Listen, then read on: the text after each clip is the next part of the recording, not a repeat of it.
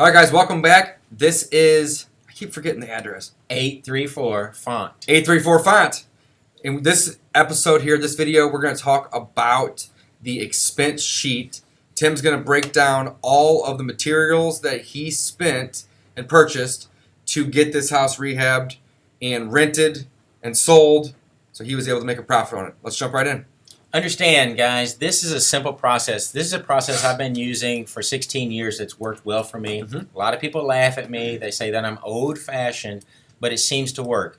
I use pencil and paper and a manila envelope. Yeah, that's it easy. Keeps my receipts. I keep the receipts in my wallet until Monday morning when I drop them all out in the office and I begin to record each and every receipt in my checkbook and on my expense sheet. Right. As I roll down that, it keeps a running total of how much money I have spent and how much money I have left. Right. You can tell right there on the left-hand side. And this is what you have left? You got Something like that? Okay. It's real simple. Now, people say, well, that's so simplistic. Now, you can use Excel spreadsheet. You can put it in. You have a running total.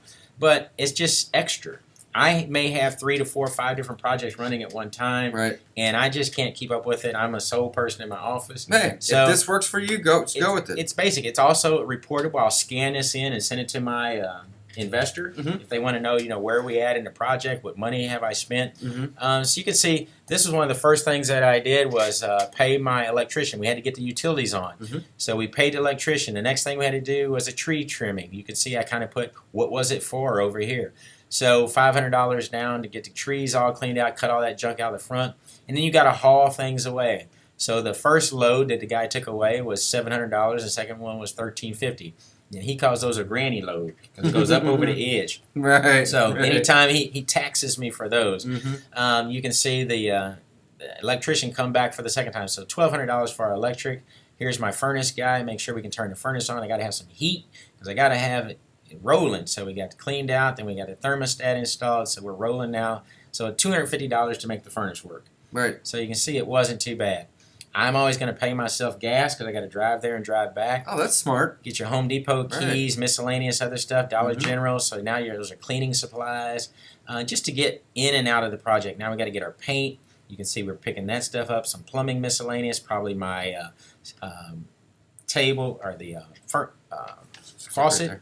But you can see that it's just a tracking system that's pretty basic. Page 2, continuing on, I bring my balance forward. Laboring for the high school kids I was telling you about, paying them off. Laclede Gas. So where do you find these guys? Is Craigslist? My other investor. He knew some kids? At her church, she's got some teenagers. They've helped me from time to time with painting, yard clean out, so forth. But they're really good at just a little miscellaneous work. There's the tub and faucets, $400 worth of that. GFCI, so electrical stuff. Liquid Nail, my best friend. The vanity and faucet stuff. Remember, we used the base vanity from another property. You got the faucet and underneath stuff. Gas again, paint, just different thing. Helping Hands. That's my general contractor. He's the guy that came in and painted the wall. So I use different people for different projects. Sure, totally. He painted for $1,000. He painted the whole interior. I like how you have the date, the amount, the name, the job, the balance. The columns is what I'm referring to, guys. Here, I guess it's rows. Yep. The rows that keeps it simple. So it keeps it simple. So you know on what day, what you did, what you spent, what it was for, and if you need more information, put it into the job, and then, of course, you can have your balance all on the right side.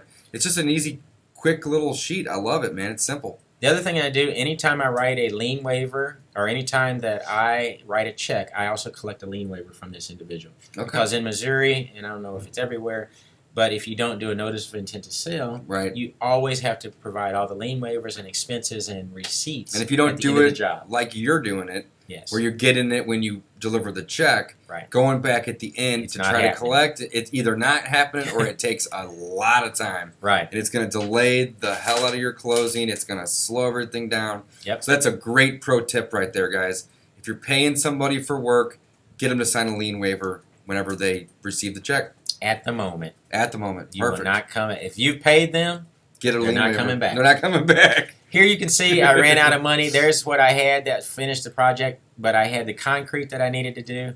I paid $745 for the concrete and somewhere $700 for the finished concrete guys. So total amount right at $12,000 for the rehab, $10,750 for the purchase, and now we're getting ready to break down how we got paid, and at the final, how we broke up the check. So as you can see, it's a very easy system and process for us to be able to record and show you the expenses. I scan those expenses in, I send it to my investor, and it keeps them happy. They know that I'm not, putting money in my pocket. Right. Everything is accountable. Then I check and tie out my checking account to the expenses.